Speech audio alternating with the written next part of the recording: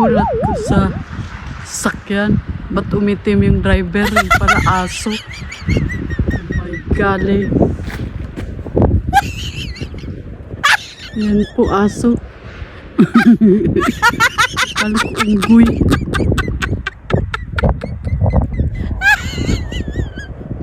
Bihirang patis. At saka napakabait niya, oh.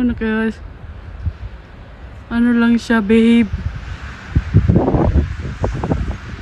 Sige kayo. Malagyan kayo na naman mamaya ng penalty dyan.